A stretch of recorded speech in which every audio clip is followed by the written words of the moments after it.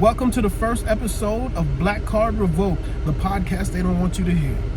Now, what I'm here to talk about is this: immigration. That's what I'm here to talk about with y'all today. Okay? Now, I seen a post on Facebook, and in this post, the girl, she was talking about her grandmother. You know how she almost drowned crossing a river to come to America for a better life, and so forth and so forth. And of course, we sympathize with all of that, right? We're humans. We get it. We understand, right? But they then started to bring the Bible into it. They started to bring God into it, to where they I think it was Leviticus 1933. I could be wrong. I'm not 100%, but I will be posting it in here, right? Now, even in Israel, right, wherever the kingdom of God was, wherever the Israelites were, notice that they always wanted to rebuild the wall. Rebuild the wall. The wall was to keep out enemies. The wall was to keep out those that wanted to take Israel down. So if you liken that to today, the border wall, that's to keep y'all on y'all side and Americans on American side, and that's not to be disrespectful in any way, shape, or form. Now, there are laws. While, like I said, I sympathize even more with the laws. I sympathize even more with God, because God is about law and order. Okay? So yeah, they quoted Leviticus 1933 that says you must be hospitable to the stranger, take care of them, and so forth, right? So I'm like, okay, I see that. Now let me do my due diligence. Let me go and search to see what the Bible says and what customs and traditions say, right? So when I was looking it up, it said the custom was this. Yes, people, they called them strangers or foreigners, right? The ones with the jers on the last of their names, those were the ones that they went and they sought citizenship among the Israelites, among the people of God.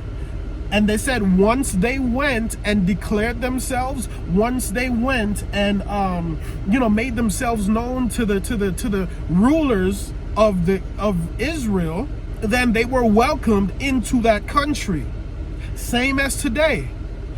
Do what you got to do on the other side of the wall. Come into the country legally, bro. Because look, all of this crazy stuff that's going on is because you chose not to do it the right way.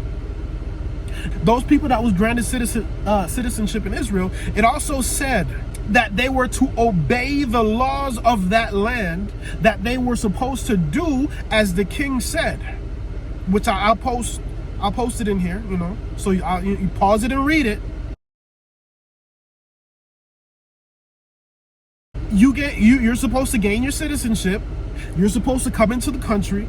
You're supposed to do what you're supposed to do, run up your bag and go live your life. You ain't supposed to be hiding out and hoping that ICE don't get you. And this is not just for the Hispanic community. This is for all communities from all around the world that choose to sneak into America. Okay? Y'all just got to do it the right way. Y'all just got to do it the right way, bro. Y'all can't go your own way. You can't make up your own rules in somebody else's country. You can't do that. Nice place, nigga. Why don't I stretch out? Fuck your couch, nigga. Buy another one, you rich motherfucker. Fuck your couch, nigga. Fuck your couch. You have to live according to the laws. Now you're protesting. Now you're tearing up the country because you don't like the fact that you were caught. When someone that breaks a law is caught, they go to jail. When someone that is an illegal immigrant gets caught, they get taken back to their country at some point, right? So you cannot come into this country of America and break the junk down, bro. You can't come in here waving your flags and tearing up the technology, the cars, the bikes, disrespecting the authority, the police, right? Trying to burn down buildings, trying to, hurt people because you're mad that you got caught. That's not fair to the people that lives in this country. That's not fair to the people that went about it the right way from all of y'all's communities. It's not fair to those people. It's not fair to those individuals. Even now, like with my own situation, like my father, he came here legally, got his green card, right? And then guess what? He sent for me when I was a little baby from Jamaica, right? And I've been here ever since. And at some point I said, you know what? My green card is only gonna take me but so far. So I must attain my citizenship. So guess what? After, you know, me and my wife, like, you know, got married and all that stuff, like I said, you know what? It's time for me to get my citizenship. Because it was hindering me in certain types of jobs.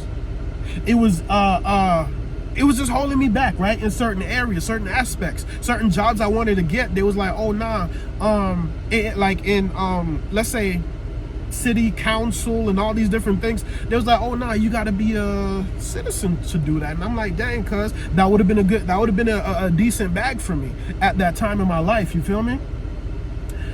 Even when I wanted to let's say re-register my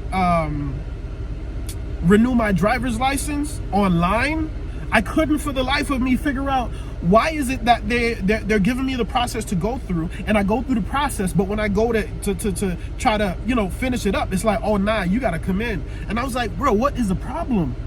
And then I read where it says, oh, if you're not a citizen, then you must go down to the DMV and get the junk done down there.